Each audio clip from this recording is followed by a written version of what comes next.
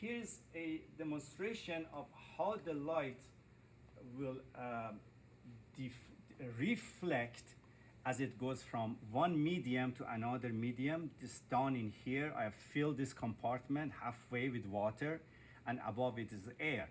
So light is coming from this light from here, and there's a small light bulb, and it shines the ray of light through here.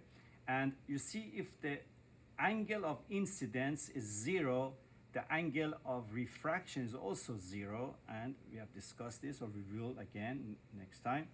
But now I'm going to increase the angle of incidence. This is 10 degrees, and you see that angle of refraction is about 15, and becomes more obvious as I go to higher degrees. Here's 20-degree angle of incidence, about 30-degree angle of refraction, and then here's 30-degree angle of incidence, and here's 40-degree, and you see the angle of refraction, which we always measure from vertical, is around 60, right?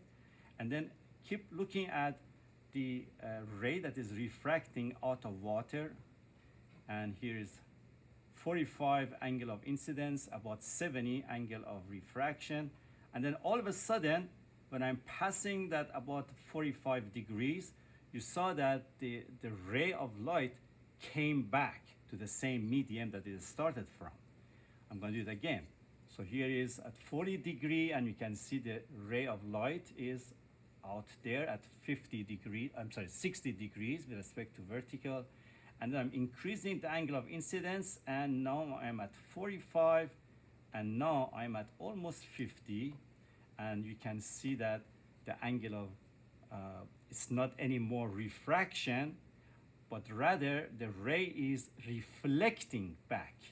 And so angle of 50-degree incidence, angle of reflection also 50 degree, because now the level of the water behaves as if this was just a mirror. And I can keep doing that. So I go to 60 here, and you can see angle of reflection is also at 60, and then at 70, also here is 70, and so on. So this is called total internal reflection that happens beyond some degree of the angle of incidence, and that depends completely on which two environments are carrying this ray.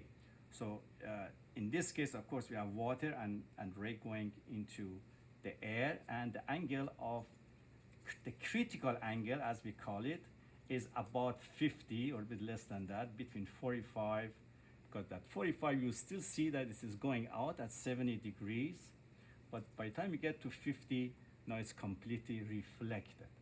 So that is called total internal reflection. If I do the other way around, you're not going to have that.